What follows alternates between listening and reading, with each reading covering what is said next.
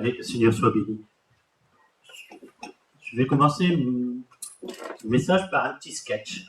Alors, c'est un frère qui rencontre un autre frère, une église. Alors, ça va mon frère? Comment? Oui, ça va, ben moi aussi.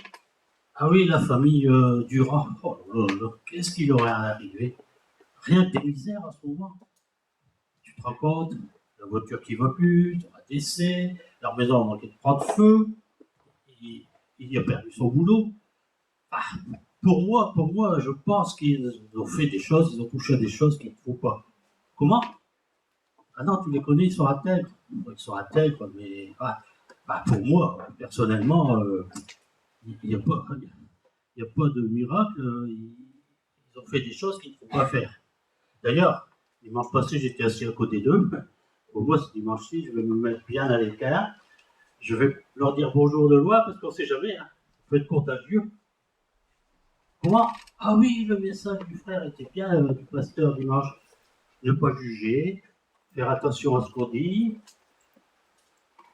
savoir vraiment les choses. Ah oui, c'est super. Bon, je te laisse. Surtout, n'approche pas trop d'eux.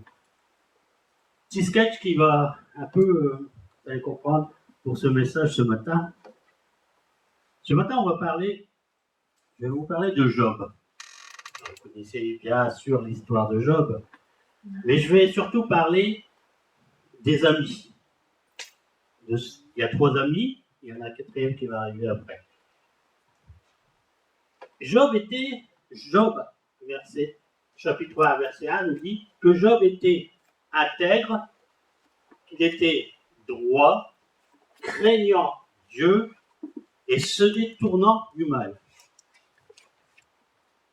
Alors, il faut bien retenir cela. Et surtout, en plus, c'est pas un homme qui le dit, c'est Dieu qui va le dire. Vous connaissez un histoire, bien sûr, Satan va venir et va dire mais si tu fais quelques milliards, tu vas voir s'il ne va pas te renier.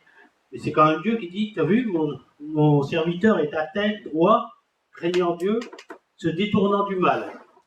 Donc ça ne vient pas d'un homme, ça vient de Dieu. Conséquence, je me suis dit, nous on sait, hein, c'est l'histoire, bien sûr, les amis ne le savaient pas, mais il n'avait rien fait de mal pour tout ce qui va lui arriver. Il n'a pas commis d'erreur, il n'a pas. Alors, je me suis posé cette question, cette réflexion, est-ce que cela veut dire que Job était parfait? Je ne pense pas. La parole de Dieu dit, nul homme n'est parfait. Donc, il n'était pas parfait, il doit avoir ses défauts, ses qualités comme nous, mais là, on voit qu'il était vraiment un homme intègre. Et d'ailleurs, la parole va plus loin encore, parce qu'il y a un moment, on dit qu'il faisait des holocaustes pour ses enfants, pour dire, Seigneur, si jamais mes enfants ils ont fait quelque chose de mal, je te prie de les pardonner. Alors d'accord, il y a les lois quand même. Moi, je vais penser à...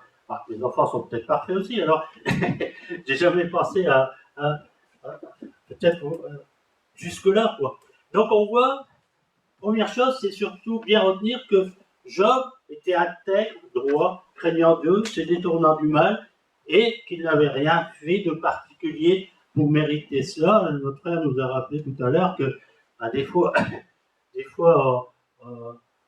on pense que être chrétien, c'est être sous une cloche, hein, comme le fromage, sous une cloche. J'ai pas dit que vous étiez des cloches, hein, sous une cloche, et que, eh bien, il ne fait jamais rien. Non.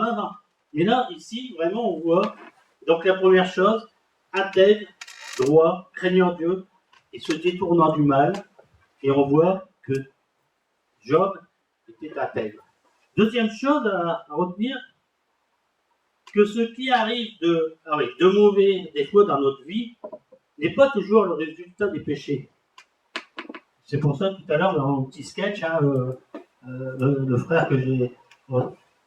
il avait condamné tout de suite. Et que c'est vrai que... Alors, j'ai pensé à cet exemple. Imaginons, vous sortez peu vêtu, torse nu, alors qu'il fait moins 10, moins 15, vous attrapez un rhume, quelque part, vous l'avez quand même cherché.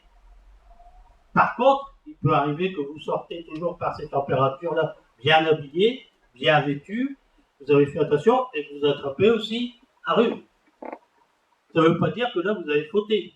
Donc, des fois c'est vrai que quand il nous arrive des choses, ça ne veut pas dire tout de suite qu'il y a quelque chose. Hein. Tout de suite, comme ce frère là, qui dit, oh, ils ont dû toucher à des choses qui ne sont pas possibles. Là, nous, on sait l'histoire, on sait que Job n'avait rien fait de particulier. Et je vous l'ai dit avant, Job allait même plus loin lorsqu'il priait pour ses enfants en disant, bien, Seigneur, s'ils ont fait quelque chose de mal, et une chose que je n'ai jamais faite. Troisième chose à retenir, les malheurs sont tombés et on voit les réactions de Job. Premièrement, Job dit à Dieu, Dieu a donné, Dieu a ôté. Et si vous connaissez l'histoire, hein, il a perdu ses troupeaux, il a perdu ses enfants, lui il a eu des ulcères, il a été très malade, et il y a eu toute une conséquence comme ça. Je ne sais pas, il y a des périodes comme ça où ça arrive, hein, qu'il y a plein de choses qui arrivent en même temps. Et Job dit, Dieu a donné, Dieu a ôté. On chante, hein, il y a un petit chant, c'est dans un petit chant dans Béni l'Éternel, on le chante, hein, Dieu a donné, Dieu a repris. C'est quand même quelque chose d'extraordinaire qu'il doit dire ça. Je ne sais pas si vous, demain, vous perdez un être cher, Dieu a donné, Dieu a ôté. C'est quand même, il faut le digérer, quoi. Et là, il a quand même accumulé pas mal de choses. Deuxièmement, il dit, Job ne pécha point. Deuxièmement, réaction, on retrouverait ce qui est bien et pas ce qui est mal. Alors ça m'a fait réfléchir parce que, comme c'est écrit, on a l'impression que Dieu envoie le bien, mais que deux fois, il envoie le mal. Mais je ne pense pas, hein, je ne pense pas que Dieu, un matin, il se lève et il dit, tiens, ce frère-là, ce matin, on va lui envoyer du mal, on va voir ce que ça fait. Non, non, non, non. Je ne pense pas que dans le sens mal, je ne pense pas que c'est le sens où... D'ailleurs, on sait qui c'est qui lui a envoyé tout ça. C'est Satan, c'est pas Dieu. Mais, quelque part, il dit, je ne sais pas, vous, c'est des réactions que vous avez comme ça. Quand tout va bien, vous êtes content, mais quand tout va mal, des fois, on peut se retourner vers Dieu et dire, oh non, j'en ai assez là, pourquoi toujours moi? Il y a une expression qu'on dit souvent, qu'est-ce que j'ai fait au bon Dieu pour mériter cela? Vous l'avez déjà certainement entendu, j'ai souvent entendu, je l'ai même peut-être dit avant d'être chrétien, maintenant je ne le dis plus bien sûr, mais voilà, il dit, c'est quand même, on voit qu'il était intègre, qu'il était confiant en Dieu. Lui, n'oublions pas que lui, il ne sait pas hein, que ce qui s'est passé avec Satan, il ne sait pas que Dieu lui a permis et que lui, tout ce qu'il sait, c'est qu'il n'a rien fait de mal pour mériter ça. Il ne pécha point et ensuite, alors, l'ennemi, vous savez, il est malin, hein. Là, c'est la troisième fois il va revenir, et ça m'a fait penser un petit peu quand Jésus a été tenté, une fois, deux fois, trois fois, souvent il revient plusieurs fois, il essaie plusieurs fois, et là, cette fois-ci, la réaction, c'est la femme à Job. Elle dit, elle lui reproche d'être intègre, quand même extraordinaire, elle lui reproche d'être intègre, et elle lui dit, mais maudit Dieu. Alors des fois on ne dit pas comme ça, mais des fois on peut dire, je te comprends pas, tu ne vois pas tout ce qui t'arrive, et tu vénères encore Dieu, tu le loues encore, c'est pas normal. Surtout quand ça arrive dans votre famille avec des gens qui ne sont pas à Dieu. Et je me dis, parfois, c'est pas normal, et ça m'a fait réfléchir, c'est pas normal, on en parlait de longtemps, c'est pas normal que je reste intègre, que je ne vole pas, que je ne trompe pas ma femme, dans les boulots, vous l'avez sûrement, que j'essaye de ne pas mentir. On essaye, parce que des fois ça peut arriver, mais voilà, c'est pas normal, quelque part, c'est pas normal d'être intègre ainsi. Et sa femme, sa propre femme, bah, je comprends aussi sa femme avec tout ce qu'elle vient, parce que Job l'a subi, mais son épouse aussi l'a subi, hein. Et elle lui dit, maudit Dieu, tu verras. Parfois, on est incompris par les autres. Le chapitre 3 dit, Job maudit. Alors là, il y a quand même, c'est pour ça que je vous ai dit, on n'est pas parfait. Job n'était pas parfait. Job, il va quand même maudire le jour de sa naissance. Et là, je me suis dit, est-ce qu'il a fait une erreur?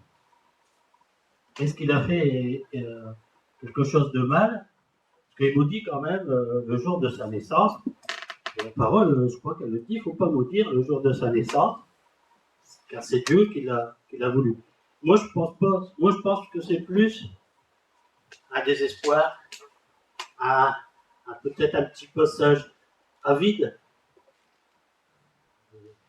Nous, on le lit, mais vous l'avez pas vécu, vous avez vécu des choses, bien sûr, hein, c'est pour mon frère, mais on n'a pas vécu toute cette série-là.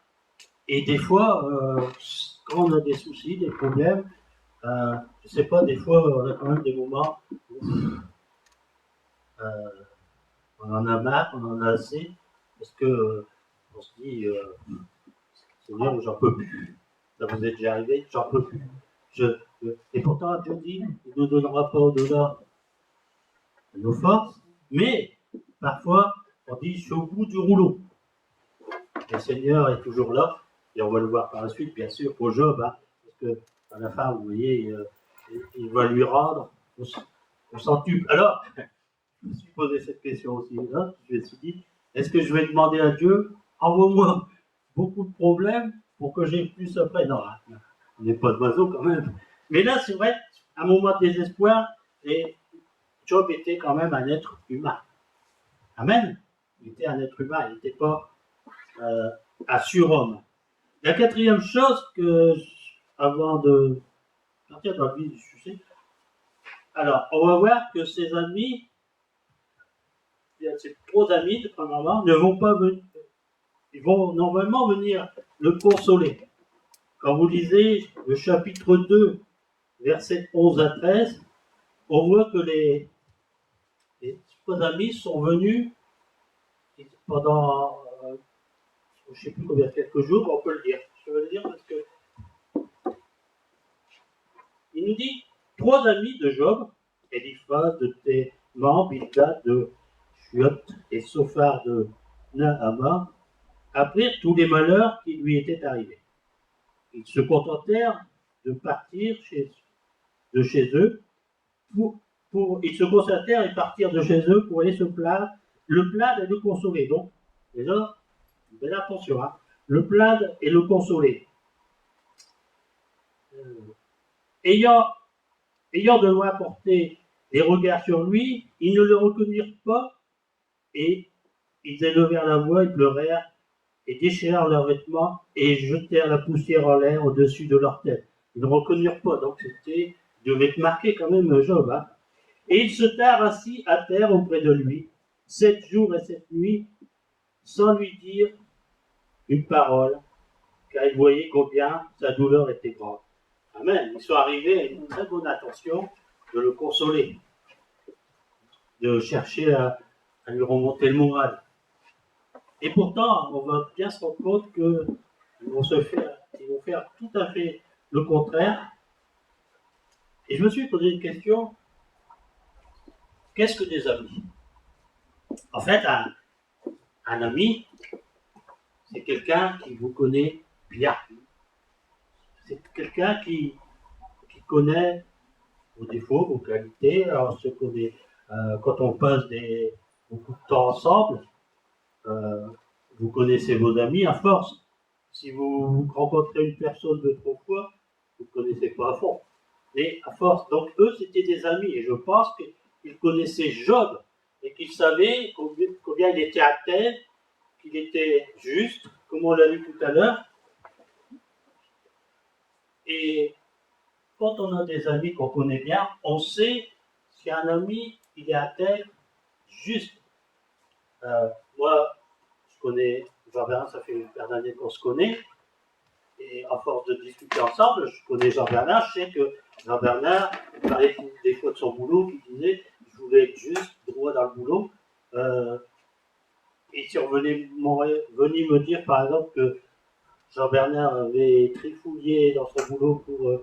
J'aurais dit non, c'est pas possible, je le connais. Par contre, si je connais quelqu'un que je sais que de temps en temps il me raconte que il fait des petites entourloupettes, là, je vais avoir des doutes.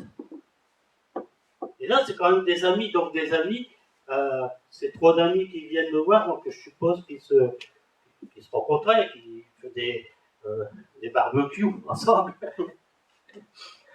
et que ils connaissaient quand même Job, ils voyaient Job comment il était, ils voyaient ce qu'il était, et donc ils arrivent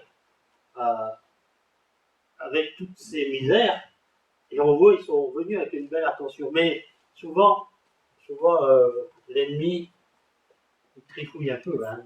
Il vient, on va le voir. Alors, c'est des choses importantes avant que j'aborde vraiment les paroles d'Eliphaz et de ses amis. Donc, première chose, on sait qu'il était intègre, qu'il était droit, craignant Dieu, se détournant du mal, et que Dieu l'a certifié. Nous, on sait l'histoire, on sait que c'est parce que Satan dit on va se viser quelques misères, puis on va voir s'il va toujours être comme ça. La deuxième chose, c'est que ce qui lui est arrivé de mauvais, là, on voit qu'il n'avait rien fait de mal. Vous allez me dire, oui, ses amis ne savaient pas. Troisième chose, c'est que Job a bien réagi. Et la quatrième chose, c'est que ses amis, qui devaient le connaître, vont arriver et vont venir, soi-disant, le consoler. Et là, on va voir, ça va aller crescendo. Vous savez, l'ennemi, des fois, il vient une fois, tout doucement, après il revient, plus dur. Et vous savez, la stratégie, il connaît bien. Alors, au chapitre 4, on voit que Eliphaz arrive. Et, j'ai oublié de vous dire aussi, entre parenthèses, Job va essayer de tenter, bien sûr, de se défendre. Hein. Il va essayer de leur expliquer qu'il n'a rien fait, que lui-même, il ne comprend pas.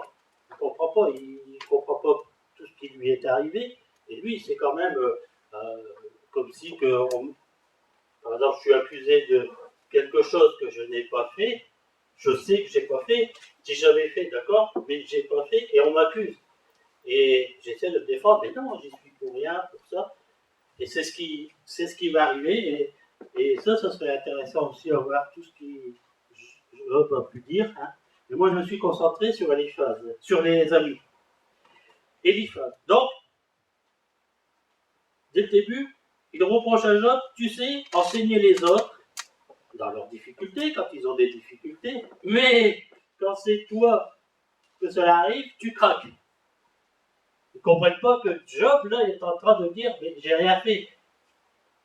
Et là, lui, il lui dit tout de suite, d'entrée, toi, c'est facile pour dire aux autres, et quand ça t'arrive, là, tu ne veux rien entendre. Tu sais donner des leçons aux autres, mais si on vient te donner des leçons, là, tu ne veux pas. Mais c'est toujours pareil, Job va essayer de leur expliquer. J'ai rien fait, je ne comprends pas. Et lui, il ne comprend pas, lui, il ne sait pas. Nous, on sait, bien sûr, mais lui, il ne comprend pas. Alors, il dit, mais... Alors, vous voyez, la première, c'est des mandarines qu'on dit, pensez au taureau, la tauromachie. Quand on met plusieurs lames, à force, le taureau s'affaisse, ce que j'aime pas, hein, mais hop, et à force, il s'épuise, et là, la première mandarine est donnée, tu es un bon orateur, tu sais parler aux autres, mais toi, tu ne veux rien entendre. S'il avait été, coupable, oui, je comprendrais qu'on pouvait dire ça, parce qu'on va voir dans tout ce que vont dire aussi Eliphaz, tout ça, il y a des choses de vraies, bien sûr, quand on est coupable. Ça veut dire que, par exemple, dans ce qu'il veut dire, c'est que si moi je vais aller voir un frère en lui disant, tu sais, ce que tu as fait là, c'est mal, c'est pas bien, puisqu'il l'a fait, là, d'accord. Et si moi je le fais aussi, qu'on vient me dire, oh non, bah, moi j'ai rien à voir avec tout ça, non. Mais là, lui, Job, il sait qu'il est innocent. Ensuite, au verset 8, Eliphaz, il va enfoncer le clou. Tu as récolté ce que tu as semé. La parole de Dieu, elle le dit, hein, celui qui sème le vent, on dirait en expression, récolte la tempête. Eux, quelque part, ses amis ne savent pas ce qui s'est passé, hein. Ils n'ont aucune preuve. Encore, si Dieu leur avait dit qu'il avait fait quelque chose, mais là, ils n'ont rien. Et vous voyez, leur attention quand ils sont arrivés, c'était de venir le consoler. Et des fois, moi je fais attention parce que des fois on vient pour consoler, mais en fait on vient pour regarder des fois. Ça peut nous arriver aussi, hein. Peut-être pas comme ça, mais. Et donc ils disent que tu récoltes ce que tu as semé quelque part. Et lui, il avait rien semé de mauvais. Au verset 10, il dit aucun homme n'est juste devant Dieu, ni pur. Aucun homme n'est juste devant Dieu. Là, on l'a vu, il était juste dans le sens où il s'est détourné du mal. Et c'est vrai que là, c'est pareil. Là, nul n'est juste devant Dieu. C'est vrai qu'on a tous nos défauts, nos qualités. La perfection, d'ailleurs, si j'étais parfait, je disparaîtrais maintenant parce que j'aurais plus rien à faire ici. Hein, mais on n'est pas parfait. On a tout. Job devait avoir aussi ses défauts, ses qualités. Mais là, ses amis disent, alors qu'ils n'ont rien reçu de Dieu, alors qu'ils viennent le consoler, qu'ils ne savent pas, ils l'abattent en lui disant nul n'est juste devant Dieu. Arrive Eliphaz, c'est comme je vous disais, l'ennemi il fait par vague, hein. Il fait penser à la mer. La mer, la vague n'arrive pas tous d'un seul coup, c'est vague après vague. Eliphaz continue. Il dit heureux l'homme que Dieu châtie, qu'il faut accepter la correction de Dieu. En fait, voilà, il dit tu l'as mérité. Tu l'as mérité, et c'est normal que tu es châtié parce que tu as fait quelque chose de mal. Alors, bien sûr, comme je vous ai rappelé, hein, ça d'arrêt entre deux, le pauvre Job et ses défunts. D'ailleurs, il y a de patience, parce que moi, je pense que les a envoyés balader, puis j'aurais dit bon, allez, repartez chez vous. Hein, c'est pas la peine, j'essaie de vous expliquer, mais vous ne m'écoutez pas. C'est un dialogue de sourds, comme on dit. Donc, voilà. Et petit à petit, l'ennemi enfonce de plus en plus. Parce que je vous rappelle qu'il venait avec des bonnes intentions. Alors, pourquoi ça s'est transformé ainsi? C'est la réponse, hein, bien sûr. Donc, Eliphaz dit que c'est mérité. Voilà. C'est bien si. Alors, souvent, c'est arrivé dans les églises, souvent, quand il arrive comme ça des problèmes à des frères ou des sœurs, et comme un peu dans ce petit sketch que j'ai fait, souvent on dit qu'ils doivent l'avoir mérité. C'est pas autrement. Moi, ça va bien, moi, je n'ai pas de problème, mais s'il y a un tel frère, comme on dit, on va un petit peu les laisser sur le côté, parce qu'on ne sait jamais, ça peut être contagieux. Voilà. Au chapitre 3, il arrive Bildad, troisième ami, et lui, il dit à Job d'implorer Dieu, et s'il se repent, Dieu lui rendra le bonheur. Donc, il faut te repentir. Je ne sais pas si, comment vous réagiriez, si vous appelez Jean-Bernard, le frère Jean-Bernard, le pasteur, vous dit écoute, on a des gros problèmes, viens à la maison, est-ce que tu pourrais venir nous voir parce qu'on voudrait bien prier, et que Jean-Bernard arrive, bonjour, qu'est-ce qui vous arrive, telle chose. Eh bien, vous avez fait quelque chose de mal. Il vous condamne tout de suite. nous condamne tout de suite, il ne cherche même pas à savoir. C'est ce qui se passe, hein, il ne cherche même pas à savoir. Dieu ne lui a rien dit. Mais si t'arrive ça, c'est parce que tu as fait de travers. Ça peut arriver hein, qu'on fait de travers. Mais là, dans ce cas-là, parce que si on est appelé que Dieu vous donne une parole, si Dieu vous montre, nous on a eu, Mamie Edith n'était pas là, mais elle aurait pu le dire, nous dans l'église, dans les débuts, on a eu des personnes qui sont passées, qui n'avaient pas de très bonnes intentions, on ne savait pas bien sûr, et Dieu, d'une façon ou d'une autre, il nous l'a montré. Donc là, on savait. Mais si Dieu ne nous montre rien, je ne vais pas aller voir une sœur et lui dire qu'est-ce que tu as fait encore? Tu as joué à l'apprenti sorcier? Tu as fait quelque chose de mal? Et là, c'est ce qui se passe. Hein. Donc, implore Dieu.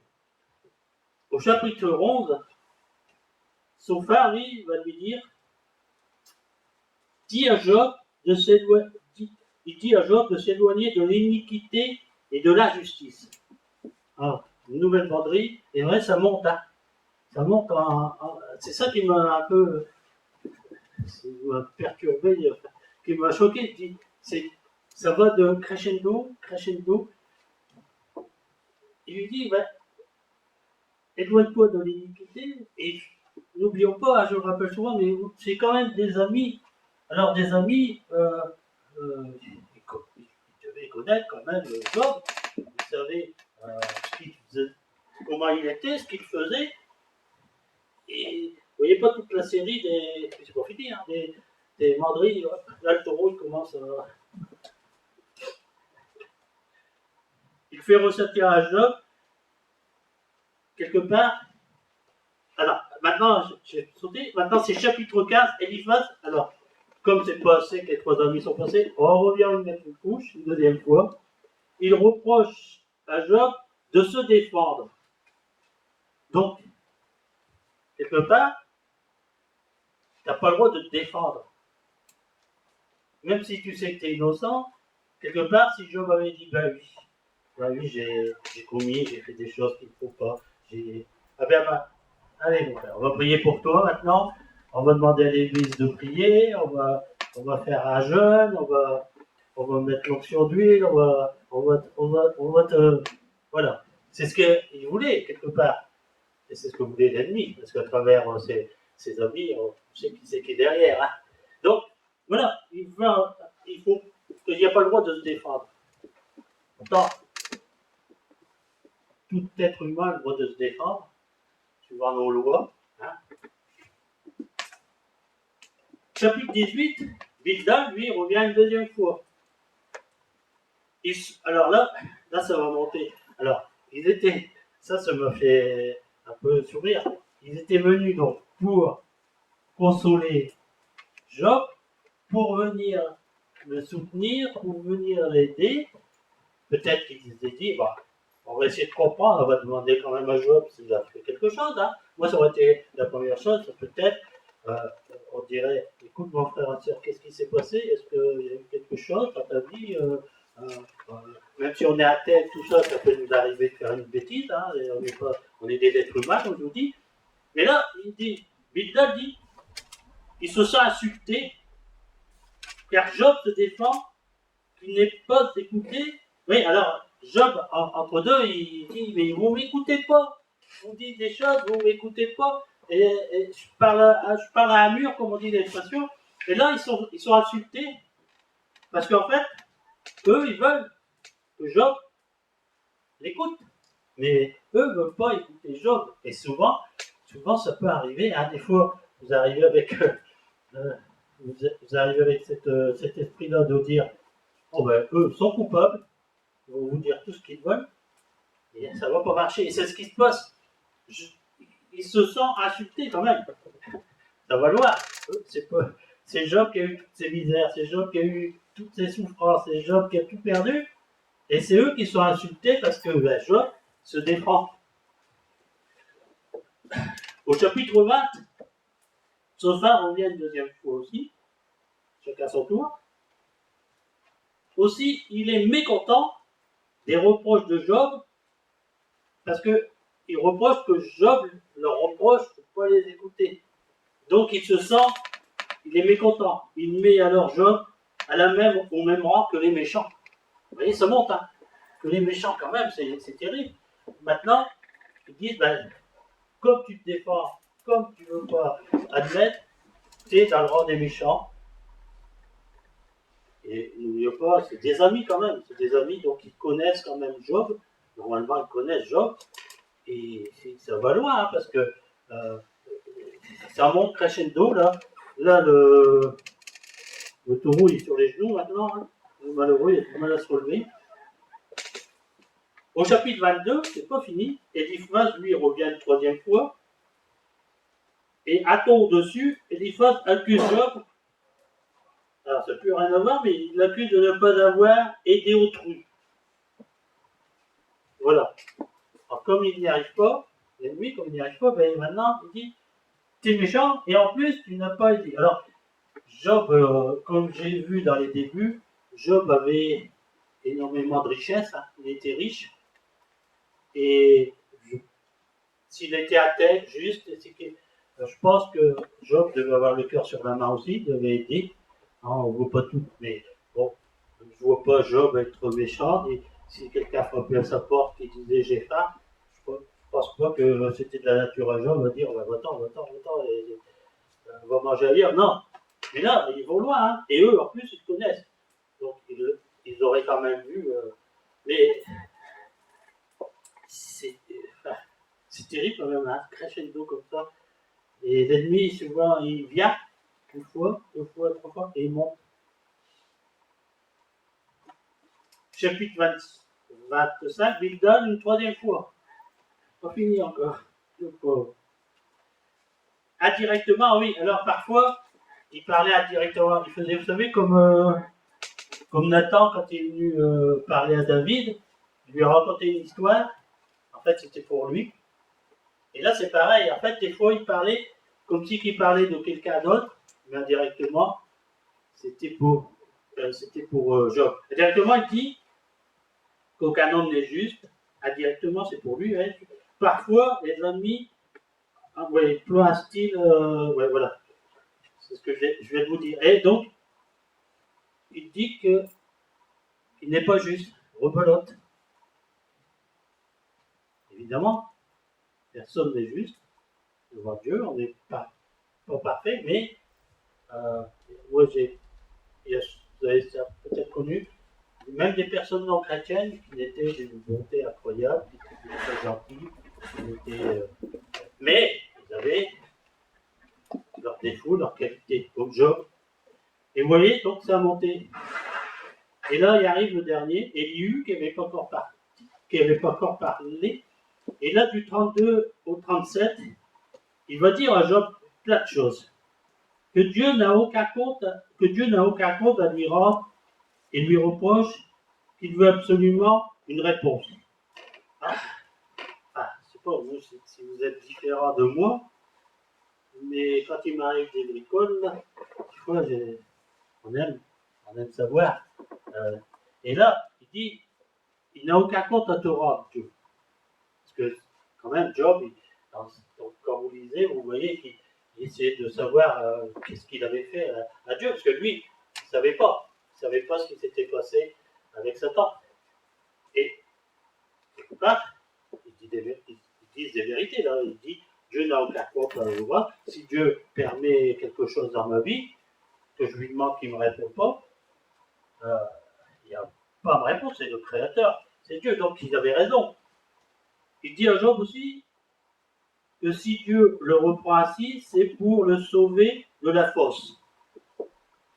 Des fois, aussi ça arrive, que des fois Dieu est obligé d'intervenir envers quelqu'un pour le remettre sur le chemin, parce qu'il voit qu'il dévie. Alors, il peut se servir de divers moyens, d'un frère, d'une révélation, enfin, etc. Il ne dit pas des choses fausses, mais là, ça ne s'applique pas à Job, le malheureux. Il dit à Job que Dieu rend à l'homme selon ses œuvres. Comme on l'a vu tout à l'heure, c'est vrai. Si vous faites quelque chose de mal, des fois on a les répercussions, hein, comme je disais tout à l'heure, si vous sortez sans être couvert alors qu'il fait très froid, qu'il y a un vent très froid, vous attrapez le rhume, On ne peut pas accuser Dieu. Par contre, si vous l'attrapez, vous ne pouvez pas non plus accuser Dieu, même si vous êtes bien vêtu. C'est ainsi. Et des fois, on essaie de chercher, c'est ce qu'il faut, on essaie de chercher la cause. Pourquoi il m'est arrivé ça? Pourquoi on veut absolument qu'il y ait une raison, parce qu'un frère ou une sœur il leur est arrivé un problème, on se dit, j'aimerais bien savoir pourquoi, ou pour moi aussi. Il dit à Job que Dieu rend l'homme selon ses œuvres. Il dit à Job que qu'il parle sans raison, sans intelligence. Tout simplement parce qu'il essaie de se défendre, il essaie de savoir. C'est quand même terrible. Hein. Là, je crois qu'on va bientôt sortir le taureau parce qu'il est mort là. Il dit que Job parle sans raison, sans intelligence. Il dit que si Dieu ne répond pas, c'est à cause de l'orgueil des méchants. Ça va loin aussi. Donc, si Dieu ne te répond pas, Jean-Bernard, si un jour tu as un problème, Dieu ne te répond pas, parce que tu es orgueilleux, tu es méchant, tu ne peux pas. Ah non, si Dieu ne me répond pas, il y a une raison. C'est terrible quand même d'en arriver là.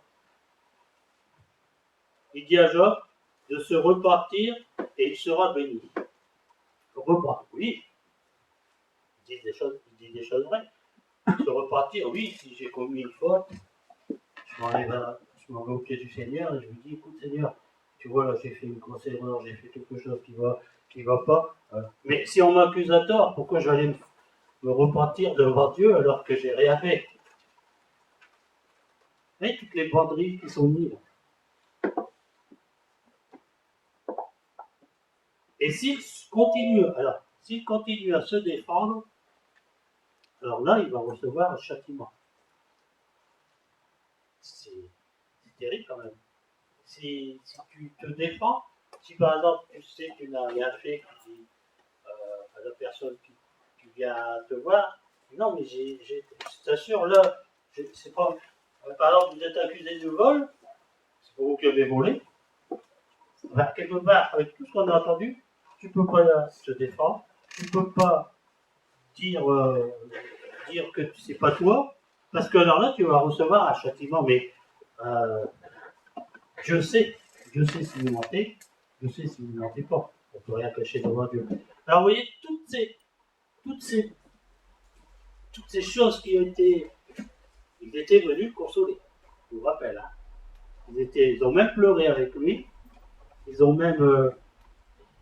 déchiré leurs vêtements, c'était quand il y avait un deuil, ils étaient quand même venus avec des bonnes intentions. Et attention, parce que des fois, on vient avec des bonnes intentions, mais l'ennemi arrive toujours à détourner cette intention. Et d'ailleurs, on voit à la fin que Dieu, il va lui donner aucune explication. Attends, là, quand il nous a dit bricole encore, mais quand c'était des grosses choses comme il a eu, des trucs incroyables, Job l'accepte. On voit qu'il était quand même à tête, il était vite. Job l'accepte. Est-ce que vous acceptez des fois que vous n'avez pas de réponse? Ben, moi j'aime pas trop, j'aime bien savoir, hein, vous peut-être aussi. Et Dieu, ouais, on va le voir, il va le rétablir mieux encore. Je trouve que là c'est bien, parce que là c'est pour donner une preuve peut-être aux amis qu'ils n'avaient rien fait. Alors je dis, ouais, c'est ce que je disais. Dans les paroles des amis, tout n'est pas faux. C'est vrai que quand Dieu dit dans sa parole que l'homme récoltera ce qu'il a semé, c'est vrai. Si tu sèmes le vent, tu récoltes la tempête. C'est vrai. Si je fais quelque chose de mal, j'aurai des conséquences. Regardez David avec Bathsheba. Il a perdu son premier enfant. Et là, lui, il n'était pas coupable. En deuxième, pour finir, les trois amis, donc, n'ont pas écouté ce que disait Job. En fait, je pense que j'étais venu peut-être avec des bonnes intentions, mais à la fin, Ils n'écoutaient même pas ce que je disais. Mais non, pasteur, je vous dis, j'ai rien fait. Ouais, mais t'es un méchant. Oui, mais non, pasteur, j'ai rien fait. Je vous assure, je sais pas pourquoi il m'arrive tout ça. J'ai rien fait. T'es accusé. Avant même qu'ils prennent la parole, ils avaient déjà condamné les gens. Et ça m'a fait penser, je ne sais pas si vous connaissez l'histoire, Marie-Antoinette, vous avez la femme de Louis XVI, a été guillotinée. Et j'avais regardé un reportage, et d'ailleurs, la pauvre, elle avait un cancer, et même si elle n'avait pas guillotiné, elle serait morte dans les 2-3 mois suivants, parce qu'à ce temps-là, c'est pas comme aujourd'hui. Et ils se sont vite dépêchés de l'amener au tribunal. Et en fait, les historiens disaient, quand elle est arrivée, Marie-Antoinette, au tribunal, alors un tribunal, c'est quoi? C'est un endroit où on est accusé de quelque chose et où il y a normalement l'avocat de la défense, il y a des juges, donc on vient pour se défendre. Mais là, Marie-Antoinette, elle était déjà condamnée avant d'entrer au tribunal. Et elle aurait pu dire ce qu'elle voulait, ils auraient pu mettre les preuves, et là, je me suis dit, pour les amis de Job, je me suis dit, euh, même, quelque part, je me demande même si Dieu était intervenu et avait dit, mais non, Job n'a rien fait, je vous explique l'histoire, je ne sais même pas s'ils auraient accepté. Ils étaient tellement pour le condamner, il était tellement dans ces optiques-là, qu'il était condamné d'avance. Et le pauvre Job, il a usé beaucoup de salive pour rien du tout, parce qu'il pouvait dire ce qu'il voulait, il pouvait faire ce qu'il voulait. C'était. Lui, il parlait à un mur, c'est comme s'il parlait à un mur. Et ça m'a fait beaucoup réfléchir, parce que je me suis dit, parce que la prédication, on le prend d'abord pour soi, avant de le prendre pour les autres. Je me suis dit, mais combien de fois je peux peut-être condamner ainsi un frère, une soeur, par mes réactions, par mes paroles, pas forcément comme tout ce qui a été fait euh, par Job, par les amis de Job, mais est-ce que des fois, dès qu'il y a quelque chose qui se passe, tout de suite, on condamne. Et dimanche passé, Jean-Bernard parlait de ne pas condamner, de ne pas juger. Il aurait fallu que les amis de Job, ça n'existait pas encore à ce temps-là, mais ils aient pu lire 1 Corinthiens 13. Je me dis des fois, je ne lis pas assez 1 Corinthiens 13, cet amour. Parce que s'ils avaient eu de l'amour, ils auraient venu le consoler. Après, évidemment, s'il va aller consoler un frère, une soeur, et que c'est révélé, par exemple, qu'elle a fait quelque chose de mal, même là, c'est pas à nous de condamner, de lui envoyer toutes ces choses qu'on pourrait dire, bah, c'est légal, là, on peut lui dire tout ce qui a été dit. Non, on vient avec amour. On va essayer de voir pourquoi elle a fait ça. Là, les amis, ils auraient pu dire, mais écoutez d'abord. Puis après, comme ils ne savent pas, on va prier ensemble, on va venir ensemble, on va demander à Dieu. Dieu répond ou ne répond pas. Ça, c'est son problème. Et nous, c'est pareil, des fois, est-ce qu'on ne juge pas trop vite? Est-ce que ça m'a fait, c'est ça qui m'a fait tilt là, quand j'ai préparé ça, c'était tout cet enchaînement. Mais n'oublions pas que les amis, je ne sais pas si eux étaient fort pieux, chrétiens, enfin pas chrétiens, mais s'ils croyaient en Dieu, certainement, s'ils étaient amis avec Job, c'est que. Mais ils n'ont pas laissé la place à Dieu. Eux, ils sont arrivés au début. Je pense que dans les débuts, je ne sais pas si vous êtes d'accord avec moi, mais dans les débuts, ils avaient quand même une bonne attention, hein, parce qu'ils sont venus, ils ont pleuré avec, ils ont pas parlé pendant. Mais l'ennemi, lui, il leur a tourné le ciboulot, comme on dit, et il leur a donné de l'accuser, pas l'écouter. Oui, frère, non, tu as fait quelque chose de mal. Mais dis-le, avoue-le. Après, c'est tout, on va prier, on n'a pas le droit plus. Allez, avoue. Ah non, frère, j'ai rien fait, je ne comprends pas ce qui m'arrive. Et c'est ce qui s'est passé. Et à Corinthiens 13, hein, c'est très important parce qu'il dit que faut s'aimer, pas se juger, l'amour mutuel l'un envers l'autre. Et parfois, bien, quand je vois que ça peut m'arriver, si j'essaie de rétablir des attention. Je ne sais pas ce qui s'est passé pour l'instant. Si on sait, si on a les preuves, c'est vrai. Mais si on ne sait pas, ben, prions, puis allons. Si on a consoler la sœur, allons-y, ou le frère, allons-y, et non pas avec un esprit de critique, de jugement, c'est important. Que le Seigneur soit béni, qu'il bénisse chacun de vous.